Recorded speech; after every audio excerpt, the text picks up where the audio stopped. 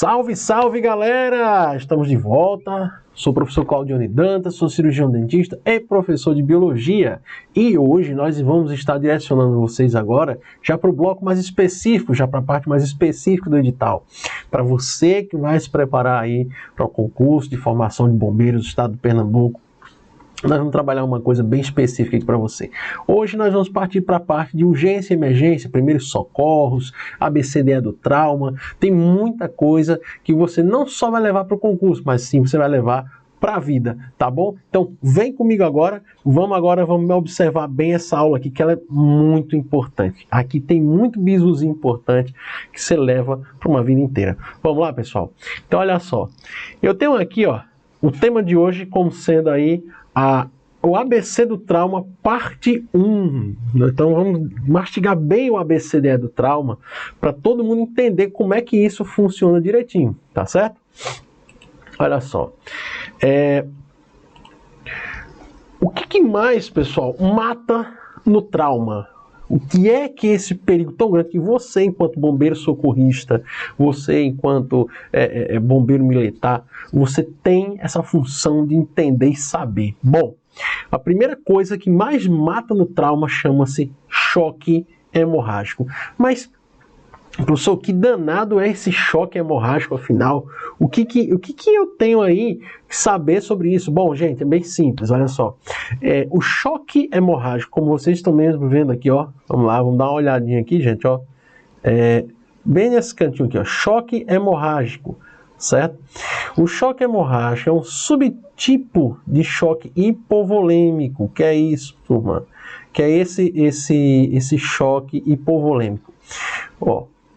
Gravem bem isso aqui, ó. Choque hipovolêmico, tá? O que é esse choque hipovolêmico, pessoal? O choque hipovolêmico, como o próprio nome sugere, é uma parada, né? O paciente ele sofre um choque, né?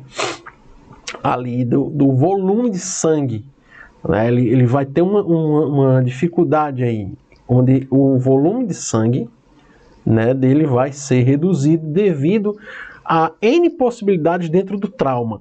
Professor, mas e aí? Que possibilidades são essas? Bem, vamos entender. Diferente do que mata mais rápido, que é a obstrução das vias aéreas. Poxa, mas peraí, o que mais mata no trauma é o choque hipovolêmico ou o que mata mais rápido? Enfim, o que é que a gente tem que saber? As duas coisas. Porque tanto o volume de sangue quanto a desobstrução, certo, das vias aéreas para que o paciente respire, isso tudo é crucial para a taxa de sobrevida no atendimento de primeiros socorros desse paciente, tá? Então a gente não pode estar aí dando bobeira não, certo, gente? Então, vamos lá. Hemorragias, pessoal. O que é essas hemorragias, então, afinal aqui, ó? Vamos ver o que são essas hemorragias, ó. Cada hemácia é importante. Lembrando, nós já estamos lá no módulo de células, e cada hemácia é super importante. O que é o quê? É uma célula sanguínea. É uma célula.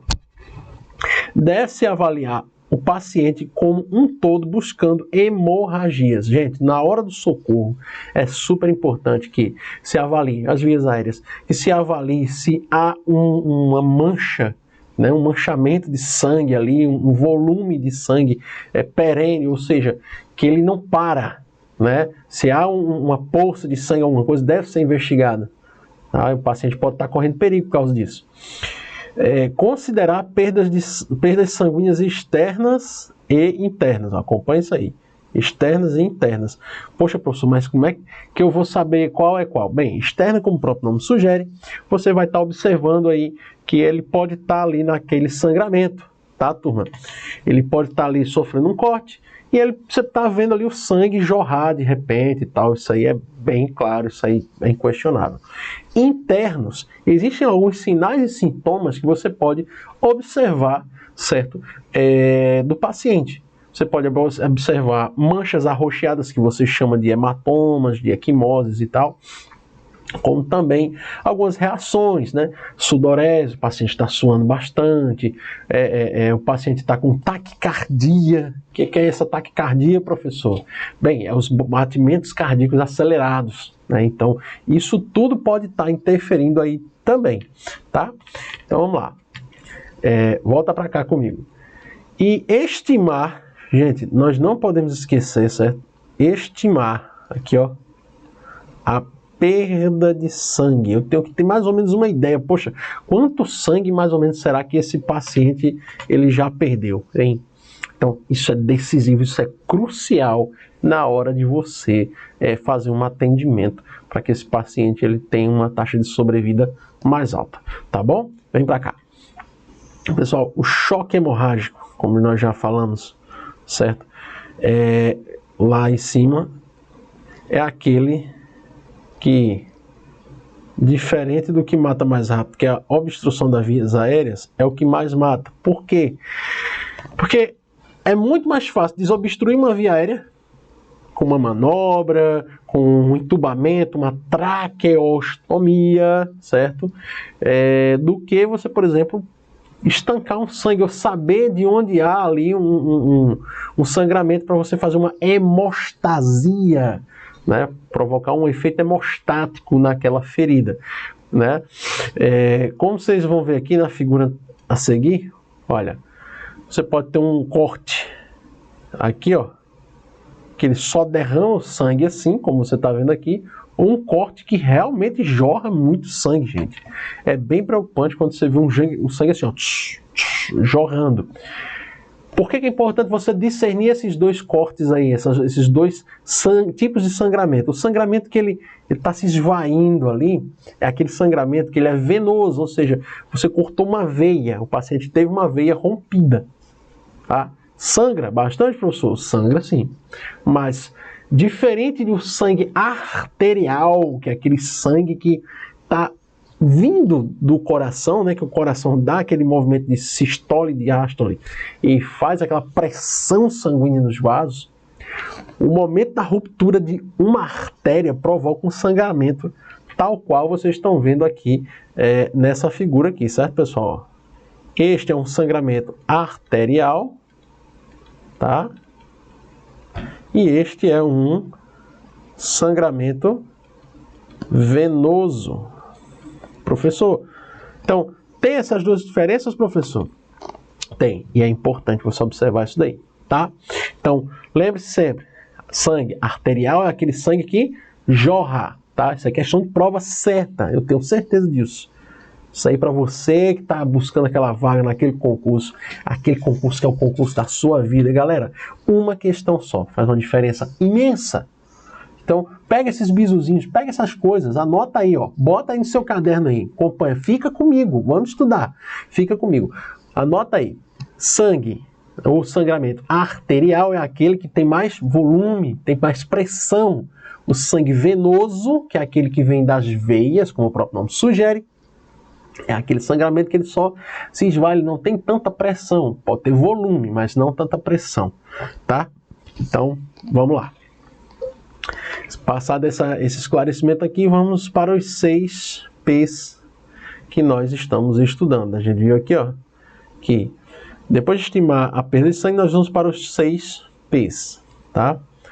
Os 6 P's são as observações, pessoal, que nós fazemos, tá bom? Aquelas observações que a gente vai ver aí como é que você diagnostica esse perigo de choque hipovolêmico para o paciente. Como é que você diagnostica de repente que ele está com uma hemorragia? Ah, eu não estou vendo nada aqui, professor. Lembra aquela coisa da hemorragia externa, interna que a gente falou? Como diferenciar? Então, os 6 P's vão ajudar a gente a ter, então, aquela noção do que é a hemorragia interna, por exemplo. Tá? Vem comigo, vamos para cá. Então, o primeiro desses pontos aqui, ó, é a pele. Opa! Professor, por que é importante observar a pele? Gente, a cor da pele, certo? Bem como a temperatura, a umidade e o enchimento capilar, tá certo? É uma coisa que é fundamental de ser observada. Vamos lá. Eu tenho aqui minha mão, eu estou ali observando minha mão rosadinha, tal, né? Eu aperto aqui, eu consigo enxergar que o sangue vai e volta, né? Os meus capilares são aqueles vasos mais fininhos ali, ele consegue, então, ter o alcance do meu sistema circulatório, né? Tá tudo bem. Mas, quando há uma ruptura no suprimento sanguíneo, essa pele ela pode ficar pálida, ela pode ficar arroxeada, que nós chamamos de cianótica, tá? Lembra isso aí? Anota aí, pessoal. Eu quero que vocês anotem isso aí para mim. Ó, cianose, certo? Cianose. Cianose é nada mais nada menos do que o termo usado para designar a pele como roxa, né? A vulgata pele roxeada. Ah, fulano está ronchado. Tem uma cianose ali, né? Ele está cianótico. Porque há uma ausência de oxigênio, né? Porque o sangue leva o oxigênio para a pele e deixa ela corada. No momento que há essa ausência de oxigênio, então nós temos aí o quê? Nós temos um grande problema. O sangue, como diz assim, o sangue é vida, porque ele leva oxigênio, suprimento. Se as células não têm suprimento, acontece o quê? Morte, acontece então aí um óbito no paciente, tá? Vem pra cá. Então, a temperatura, você sente uma pessoa que ela tem ali, no caso, uma pele quentinha, né? Uma pessoa que está sem hemorragia, você vai sentir o calor normal do corpo dela, chamado de homeotermia. Ele consegue manter ali entre 35,5 e 36 graus de temperatura. Porém, com uma baixa volemia de sangue, né? Um volume baixo do sangue, essa temperatura ela pode cair vertiginosamente e o paciente sentir a sensação de frio, que pode evidenciar, sim, uma hemorragia, tá? Umidade e enchimento capilar, como já falei, você começa a notar aí as pontas dos dedos, por exemplo, as extremidades corporais, pés e mãos, pálidos ou cianóticos ou arroxeados, tá bom? Pulso, pessoal, como o próprio nome sugere, pulso, certo? É a quantidade de batidas, né? Se você consegue sentir aquela pulsação, os batimentos cardíacos através da palpação das suas principais artérias. Por exemplo, aqui nós temos o pulso braquial, a artéria braquial, geralmente aferida com os dois dedos aqui, ó, você consegue colocar e sentir o seu pulso, tá? Você consegue sentir aquele bum, bum, bum, bum. A pancada que o coração dá, que se estende no fluxo sanguíneo, e é possível se sentir nos principais pontos de ramificação do que nós temos como pontos de pulsação, né, dos batimentos cardíacos, que são os cantos das artérias aortas, das carótidas, perdão.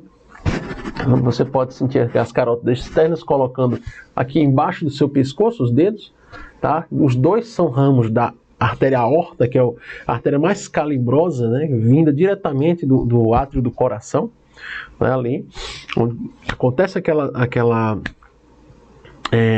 pressão, né? Por parte do coração, então ele joga pelo arco da aorta e aquelas ramificações, inclusive as artérias carótidas externas, elas recebem muito essa pulsação. Então, por estar tão perto, você consegue sentir a pulsação, colocando os dedos aqui, aferindo e verificando sinais vitais do paciente, tá? Aí as artérias femorais, que estariam nas regiões inguinais, as vulgas viríleas, tá bom? Então, braquiais, carótidas ou carotídeas e femorais ou as artérias que passam nas vulgas viríleas. São os pontos mais pulsantes por terem as artérias mais calibrosas. E Por conseguinte, são os pontos onde são mais vulneráveis a grandes sangramentos e que podem aí trazer aí uma complicação muito séria para o paciente. Ele pode realmente sangrar bastante e morrer rapidinho, tá, gente? Então é muito importante que você investigue ao atender esse paciente, ao dar esse suporte pré-hospitalar, que a gente chama de APH, né? Esse suporte para que ele possa, então, tá aí bem seguro do que está se fazendo, tá? Vamos lá. Peito, ausculta cardíaca. Gente, como eu falei para vocês, a ausculta cardíaca, aqui ó, certo? Bulhas cardíacas normofonéticas. Como assim, pessoal?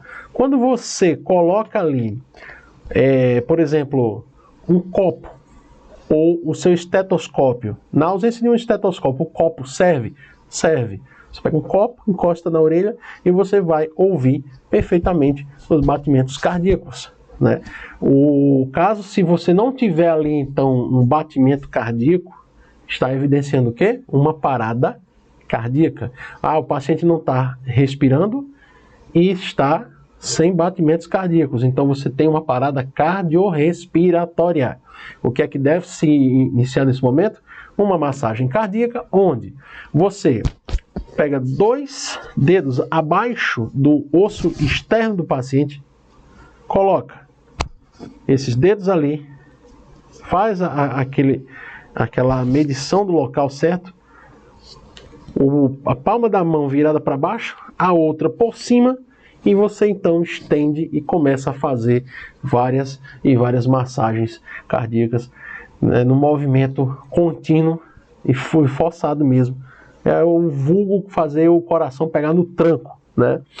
E essa massagem cardíaca vai fazer com que o sangue circule, você faça esse sangue circular e numa tentativa de fazer o paciente recobrar a consciência, que muitas e muitas vezes as massagens cardíacas já salvaram vidas. Então, é fundamental que você possa, então, também estar observando isso daí, tá bom? Vamos lá. Pelve. Inspeção e palpação ali apenas uma vez pelo socorrista mais experiente. Pessoal, região da pelve, certo? Como o próprio nome sugere, é aquela região lombar do paciente. É aquela região que muitas vezes, como eu já falei, né, a parte inguinal, tem artérias que são bem volumosas, calibrosas e tal, isso pode causar um problema muito sério para o paciente. Na grande maioria das vezes, quando a gente tem uma hemorragia interna, ela se dá na região abdominal, porque é uma região onde não tem uma proteção óssea como a caixa torácica, por exemplo. E nós podemos receber uma pancada, um choque muito forte aqui, o que pode romper internamente uma artéria e causar, então, uma hemorragia interna. E nesse momento, um socorrista mais experiente, ele vai te dar com mais precisão um diagnóstico mais preciso, mais claro e, por sua vez, um socorro mais eficaz àquele paciente. Pernas e braços, ossos longos, alinhar o membro em posição anatômica para diminuir dor e presença de sangramento. Pessoal, esse outro ponto aqui, ele é crucial. Por quê? Como o próprio nome sugere, são ossos longos. Esses ossos longos podem quebrar, gerar espículas ou estilhaços, tá?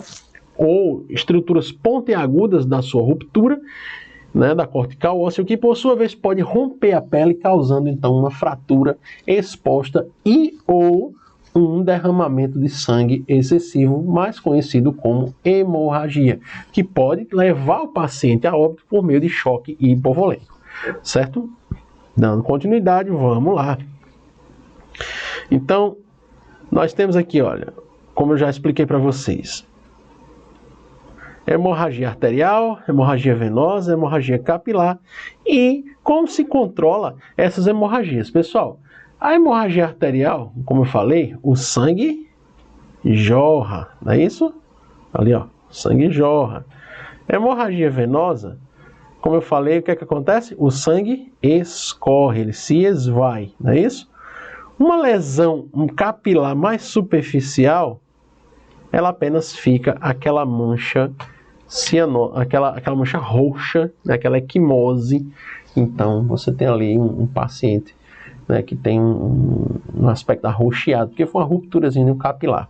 Quem nunca aqui, por exemplo, foi fazer um exame de sangue e ao retirar sangue, né, fazer aquela punção venosa, retirar sangue da veia, ficou com um espacinho roxo ali no braço. Ah, doutor, professor, fiquei com um roxo ali, tá ronchado, me machucou e tal.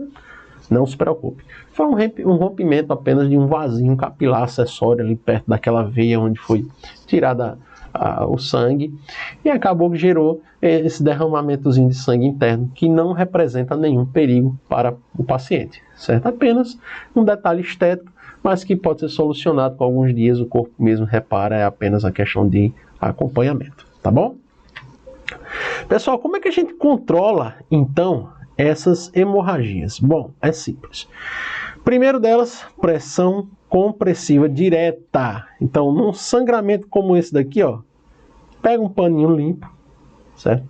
Uma gaze, ou em último caso, não tenho, tem um paninho lá de todo jeito aqui. Eu tô com um paninho aqui, por exemplo. Bom, eu cortei meu braço em cima e bastante pressão. Por quê, pessoal? O que acontece? Olha, isso é questão de prova, eu tenho certeza absoluta disso. Isso é questão de prova. Porque a pressão direta, certo? Ou a compressão, também pode encontrar assim, ela controla, né? É um dos primeiros, vamos dizer assim, uma das primeiras manobras de escolha para se controlar, então, pessoal, esse sangramento.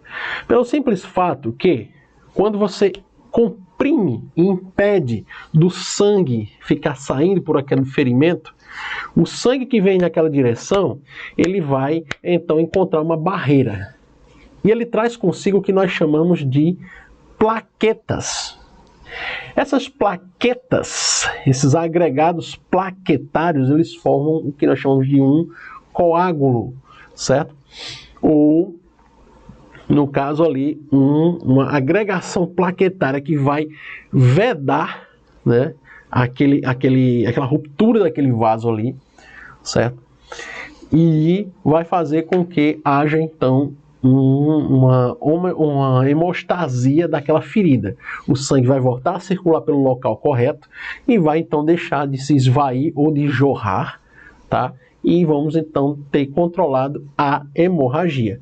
Ah, professor, mas o que acontece se só a pressão não dá certo? Bom, vamos partir, então, para um curativo compressivo. Esse curativo compressivo, aí ele já não parte só de uma coisa, né? Ele já não é só a pressão de uma gaze, por exemplo, sobre um ferimento. Aí ele já parte para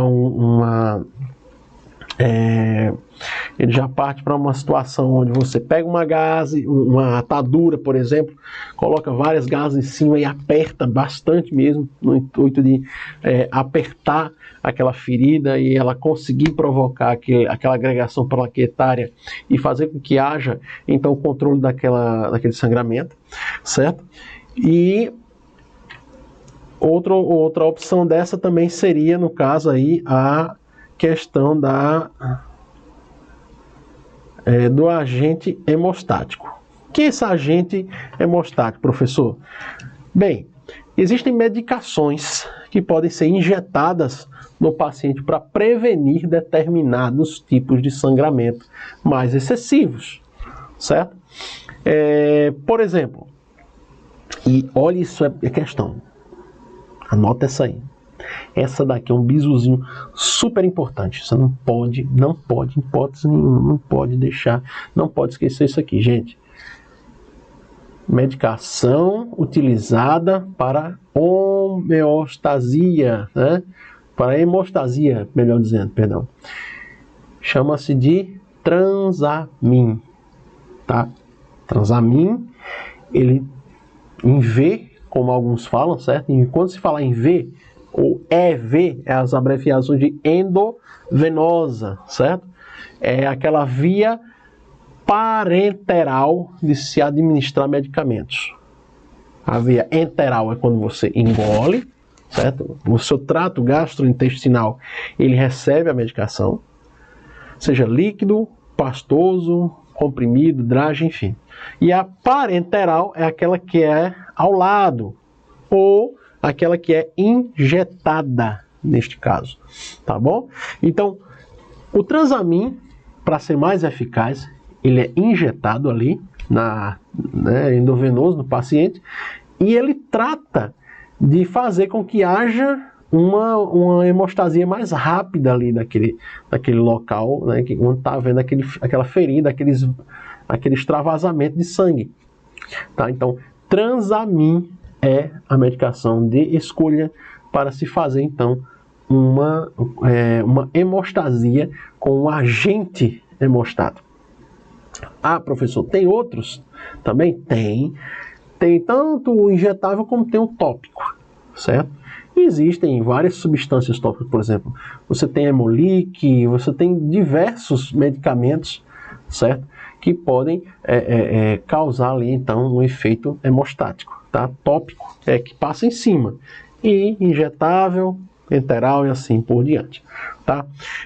Pessoal, uma manobra também que ela é muito usada, certo? Em alguns casos, ela já deixou de ser a primeira de escolha. Antes ela era a primeira de escolha. Hoje não. Hoje já não temos mais essa escolha aqui. E qual é essa escolha, pessoal? Bom, o torniquete, certo? Seria você pegar aí uma vareta, uma caneta, qualquer coisa, e pega, por exemplo, uma gaze, uma atadura, e faz um laço em torno do braço do paciente, tá? Deixa eu dar um exemplo aqui para a gente ficar mais claro aqui o entendimento. Tem aqui uma hemorragia. Bom, aí eu vou lá, pego a minha atadura, passo em volta do braço do meu paciente, coloco aquele palito, ou aquele bastão, ou aquela caneta, qualquer coisa, e vou girando, certo?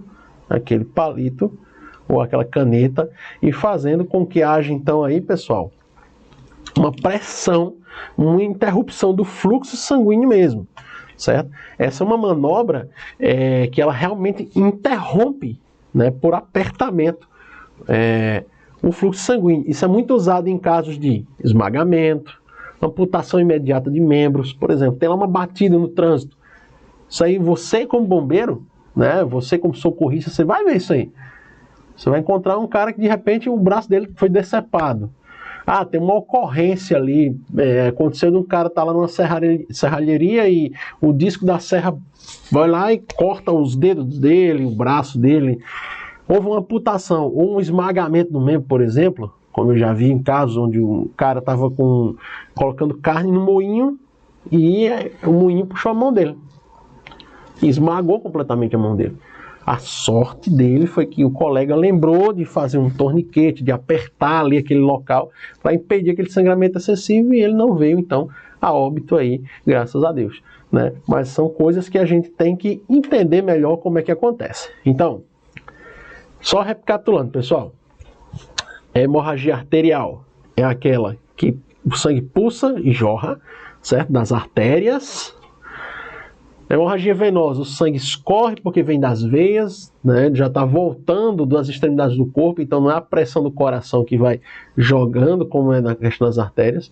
Ou aquela capilar, que é uma lesão mais superficial. Os controles de hemorragias podem ser pressão direta, um curativo compressivo, um agente hemostático, ou até mesmo um dispositivo de aperto como o torniquete. Tá, pessoal? A gente não pode estar, então, esquecendo dessas coisas aí.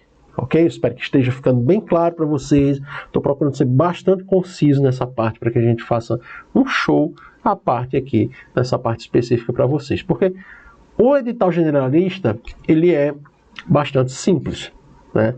Vai ter aí várias questões, vai ter aí pelo menos 8 questões, 10 questões de biologia? Vai, né? Mas a parte que realmente vai diferenciar aí os homens dos meninos é sempre a parte específica, certo? E é onde muitos pecam, e nós estamos aqui no Superação Concurso fazendo para você o melhor, certo? Da melhor forma possível, para que você possa, então, entender tudo com bastante qualidade. Vamos lá? Então, pessoal, dando continuidade aqui, vamos agora para essa tabela aqui, só para a gente ver mais ou menos o que acontece quando a gente tem uma fratura exposta, né? O que acontece quando tem aí uma situação onde um determinado tipo de osso rompe, no caso aí um tecido, e que tipo de quantidade de sangue que a gente pode perder. Veja só, olha só. Eu tenho aqui, por exemplo, uma costela que pode fazer com que até 125 ml de sangue possa ser perdida. O rádio ou ulna, já é um osso do braço, né?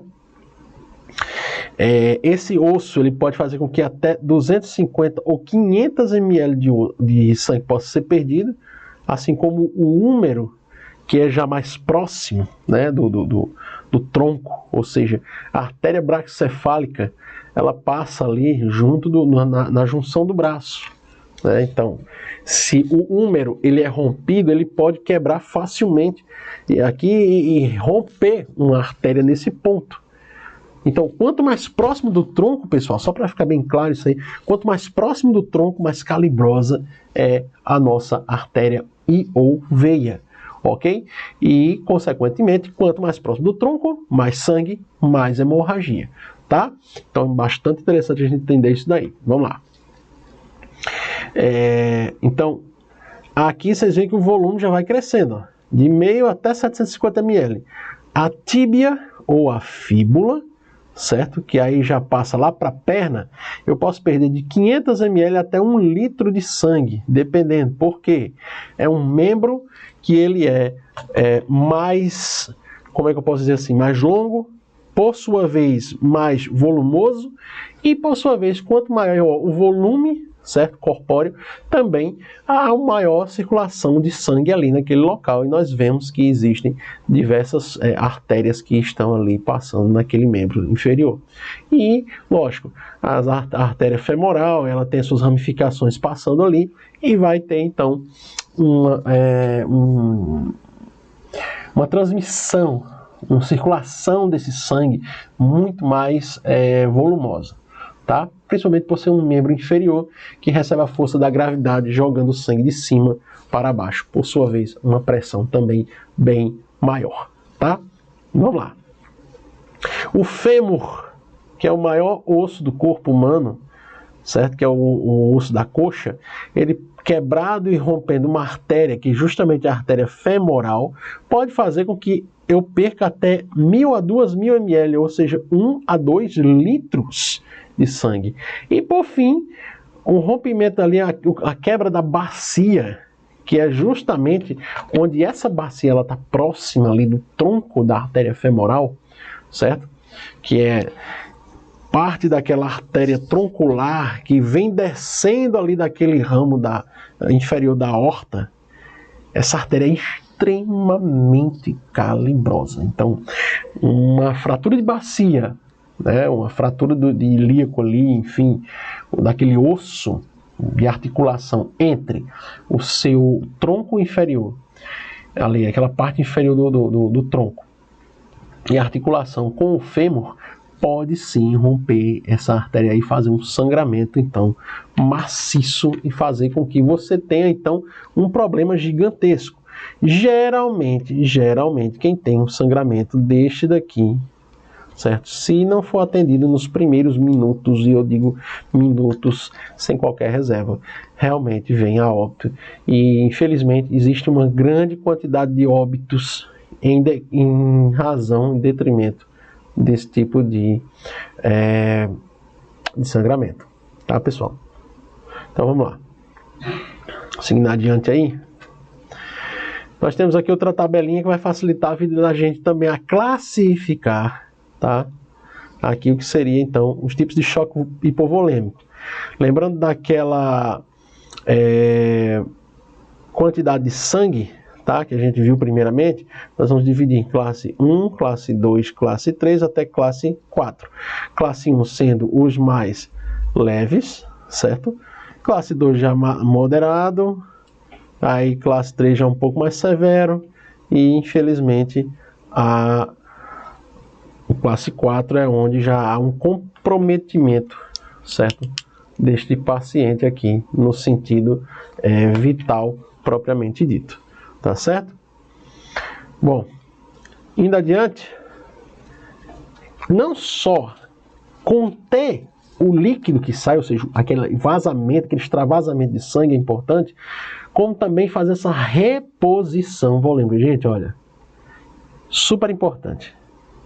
Isso aqui é caráter urgente e com certeza isso aqui é muito crítico para você que está aí se preparando para ser um socorrista, um bombeiro. Isso aqui é muito importante. A reposição volêmica, certo? Ela é feita com soro Ringer, ou Ringer lactato, né? Como é chamado, que é uma solução isotônica de escolha. Por quê? Porque ela vai repor aquele líquido que foi perdido, aquele volume que foi perdido, tá? E por sua vez, ele vai nutrir os tecidos e possibilitar que a sua medula ela gere mais hemácias, e aí vai acabar que aquele sangue ele vai voltando aos poucos, tá certo? E vai mantendo o que sobrou de sangue circulando até que o corpo se reponha por si só e ou se receba uma transfusão de sangue, que é o que também na maioria das vezes acontece, certo, pessoal? Então, 3 litros de soro Ringer lactato a cada 1 litro de sangue perdido. Olha, essa continha é fundamental, tá, turma? 3 litros de soro Ringer lactato para cada 1 litro. 3 para cada 1 litro de sangue perdido. Então, com certeza, isso aqui também é questão. Anota aí. Tá anotando? Se não tiver, anota. Você precisa tomar nota disso daí, gente. Certo? A gente está trabalhando aqui com todas as possibilidades de que possa vir aí na sua prova, do que pode ser cobrado e tudo mais. Vamos lá, presta bem atenção. Então, perdeu 2 litros de sangue. Se para cada litro de sangue que eu perco são 3 litros de soro Ringer lactato que são repostos, então nós temos aí o quê? Nós temos aí então que repor aí com 6 litros de soro Ringer lactato, tá bom? Menor sobrecarga clorídrica, tá? Evitando o desenvolvimento de acidose hiperclorêmica, certo? Nesse momento você não pode criar um ambiente ácido, e sim um ambiente que possa repor esse volume. Fonte potencial de bicarbonato de cálcio e potássio. Transporte rápido do paciente à unidade de referência é extremamente necessário. Gente, isso aqui não é uma coisa de escolha, isso aqui é extremamente necessário, certo? Vamos lá. Então, a título de dicas, e olha pessoal, essa dica aqui é ouro puro, tá? Presta atenção, é o ouro, pulo do gato.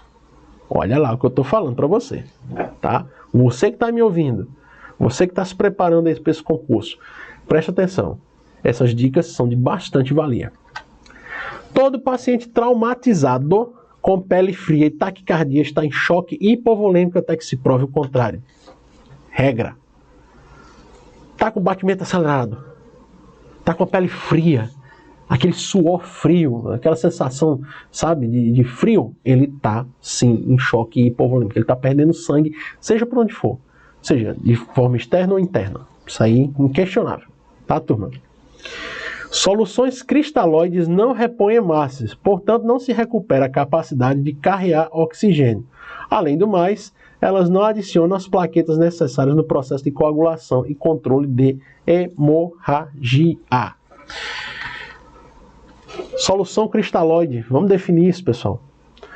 Não se dá água para aquele paciente que diz, eu estou com sede.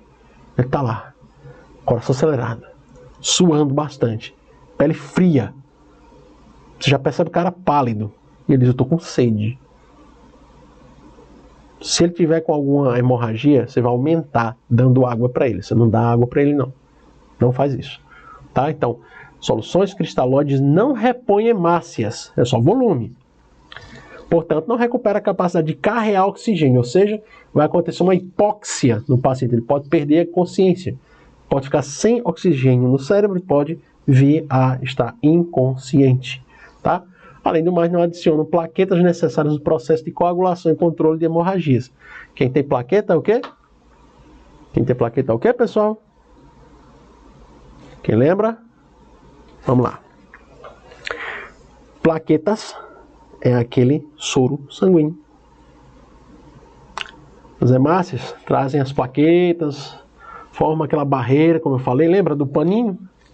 Que você pressiona lá e possibilita que ele tenha aquele agregado plaquetário e faça, então, esse estancamento disso daí. É isso que eu falei.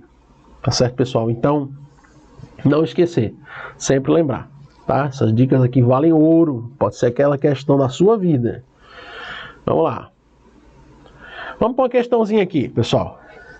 Com relação ao trauma, marque a alternativa que melhor define, olha, que melhor define, presta atenção, a causa mais comum ocasionada pelo trauma.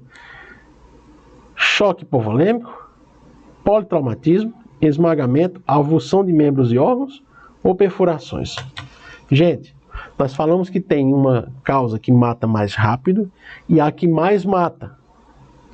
A que mais mata rápido, nós vimos que é a obstrução das vias aéreas. Já a que mata mais no trauma, nós vimos que é o quê? Quem lembra? Nós vimos que é aqui, ó, nosso querido não, né? Nosso amigo choque hipovolêmico. Nós vamos falando muito sobre choque hipovolêmico porque é realmente a causa que mais mata no trauma. Tá certo, pessoal? Vamos lá. Próxima questão. Todo paciente traumatizado está em choque hipovolêmico até que se prove o contrário.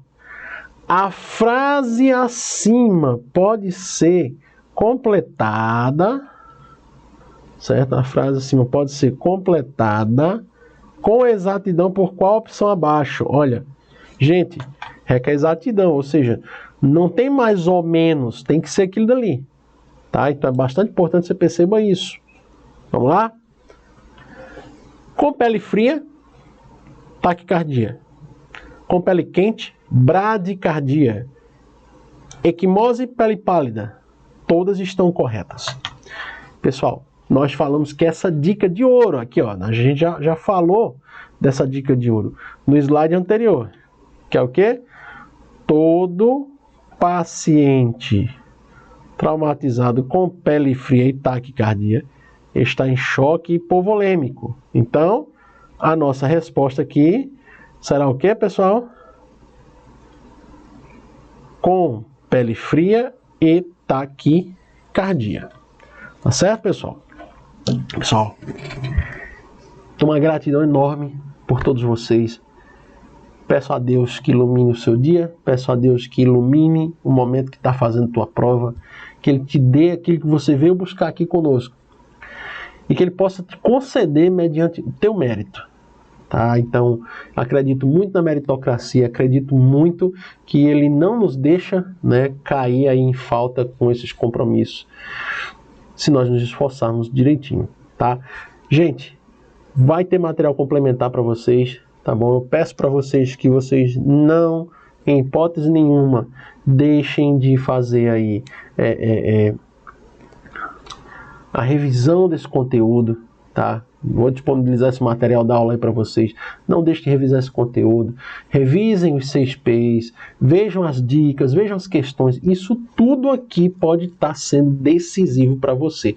Você pode ter esse divisor de águas na tua vida. Tá bom?